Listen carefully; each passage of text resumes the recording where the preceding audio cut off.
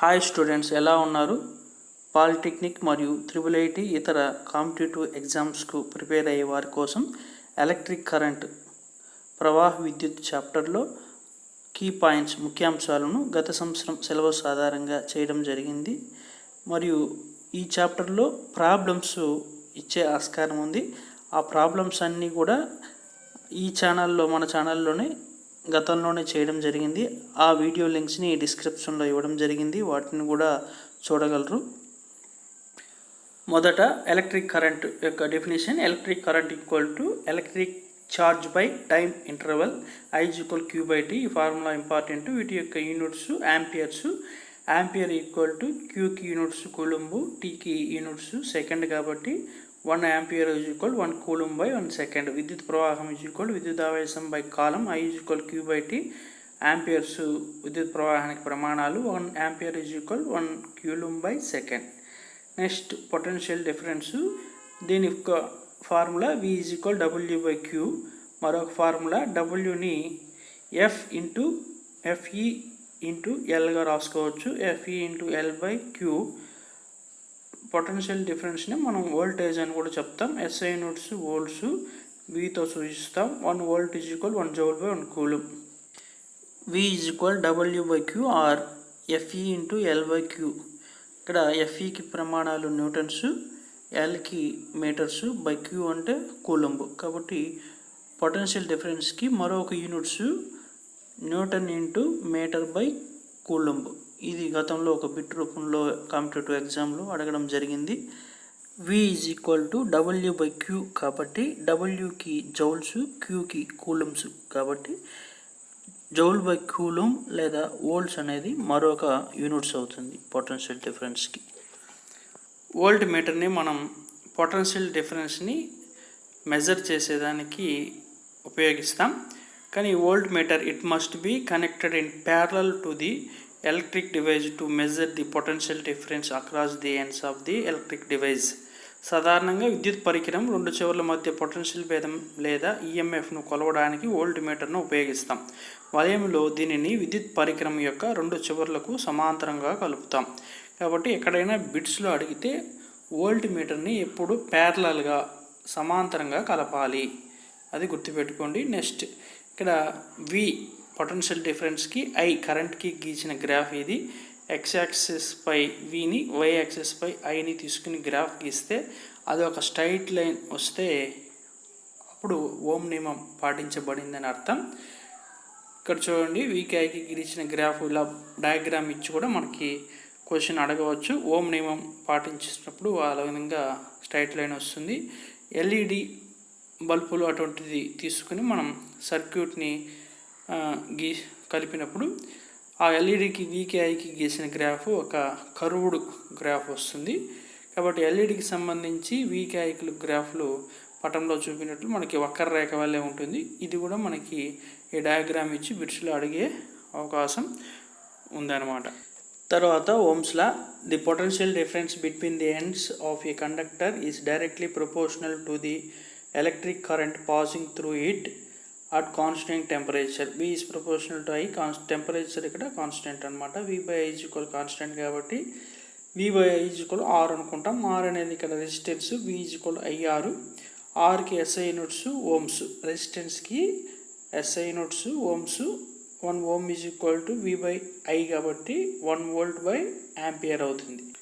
స్థిర ఉష్ణోగ్రత వద్ద వాహకం రెండు చివర్ల మధ్య పొటెన్షియల్ భేదం వాహకం గుండా ప్రవహించే విద్యుత్ ప్రవాహానికి అనులోమానుపాతంలో ఉంటుంది. V is proportional to I. ఇక్కడ ఉష్ణోగ్రత స్థిరం. V/I కాన్స్టెంట్ కాబట్టి R అనుకుందాం. V=IR అవుతుంది. నిరోధానికి SI ప్రమాణం ohms. 1 ohm 1 volt by 1 ampere. 1 ohm V/I కాబట్టి Vకి వోల్ట్స్, Iకి ఆంపియర్ కాబట్టి వోల్ట్ బై ఆంపియర్ అని వస్తుంది. ఇక్కడ ఓమ్స్ లాలో మనకి 3 ఫార్ములాస్ వస్తుంది. 3 కూడా important. V is proportional to I, V=IR, I=V/R, R=V/I. ఈ ఫార్ములాస్ అన్నీ కూడా మీరు నేర్చిపెట్టుకోవాలి. Vకి వోల్ట్స్ ఫ్రమ్ యూనిట్స్, Iకి ఆంపియర్స్, Rకి వచ్చి ohms. Those which obey Ohm's law are called ohmic materials. Examples వచ్చి మెటల్స్ అన్నమాట. Those which don't obey Ohm's law are called non-ohmic materials. Examples LEDs, silicon, germanium కూడా వస్తుంది ఇక్కడ. ఓం నియమాన్ని పాటించే పదార్థాలు ఓమీ పదార్థాలు, లోహాలు ఉదాహరణ. ఓం నియమాన్ని పాటించిన పదార్థాలు అవోమీయ పదార్థాలు ఉదాహరణ LED, silicon, germanium.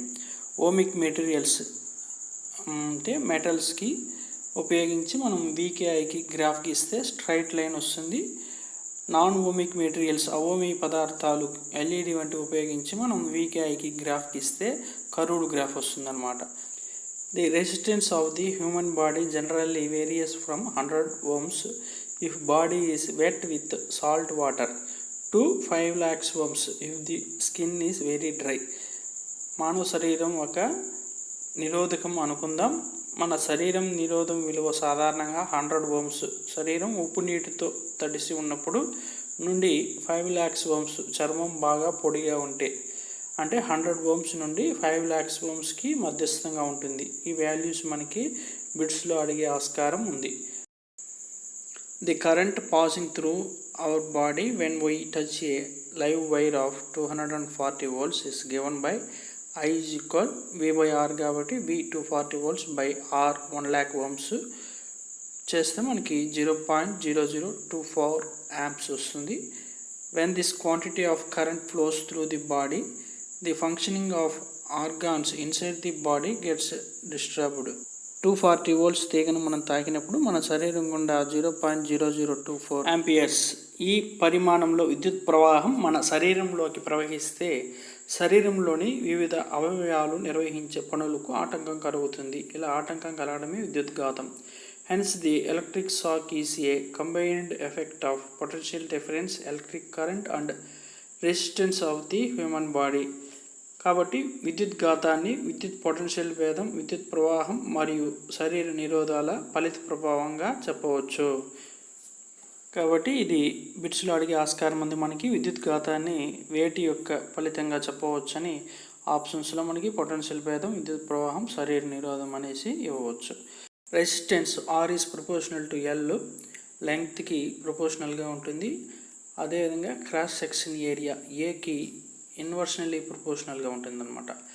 Are is proportional to 1/a. రెండింటిని కలిపి రాస్తే R is proportional to L/a. R is equal to rho into L/a.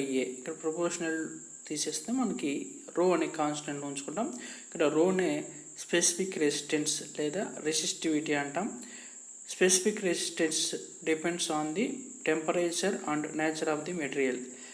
అయితే రెసిస్టెన్స్ మాత్రం resistance depends on nature of material, temperature and cross section area, length అన్నమాట. అదేవిధంగా ఇక్కడ are is equal రో into L/a. రోని విశిష్ట నిరోధం లేదా నిరోధకత అంటాము. విశిష్ట నిరోధం అనేది ఉష్ణోగ్రత, పదార్థ స్వభావంపై ఆధారపడి ఉంటుంది. నిరోధం మాత్రం ఉష్ణోగ్రత, పదార్థ స్వభావాలతో పాటు పొడవు, మధ్యఛేద వైశాల్యంపై కూడా ఆధారపడి ఉంటుంది. కాబట్టి నిరోధం దేనిపై ఆధారపడుతుంది, విశిష్ట నిరోధం దేనిపై ఆధారపడుతుంది అనేది మనం గుర్తుపెట్టుకుంటే బిట్స్లో ఈజీగా ఆన్సర్ చేయవచ్చు. ఎస్ఐ యూనిట్స్ ఆఫ్ రెసిస్టివిటీ లేదా స్పెసిఫిక్ రెసిస్టెన్స్కి ఓమ్ డాష్ మీటర్ చాలా ఇంపార్టెంట్. ఇది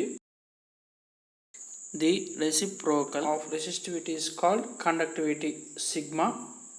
The filament of an electric bulb is usually made of tungsten because of its higher resistivity values and melting point 3422 degrees centigrade.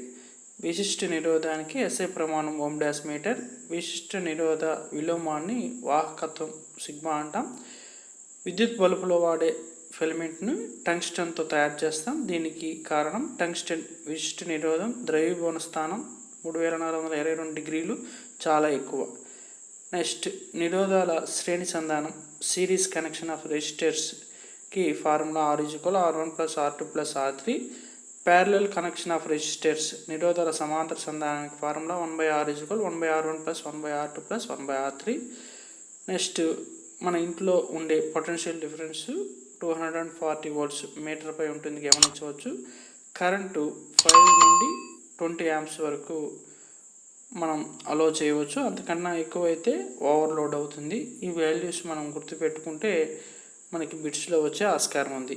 ఇంకా electric current ప్రవాహ విద్యుత్తులో చాలా problems ఇచ్చే ఆస్కారం ఉంది. ఈ ఫార్ములాస్ అన్ని నేర్చుకుంటే ఆ ఫార్ములాస్ ప్రకారం మనం ప్రాబ్లమ్స్కి సులభంగా ఆన్సర్ చేయవచ్చు.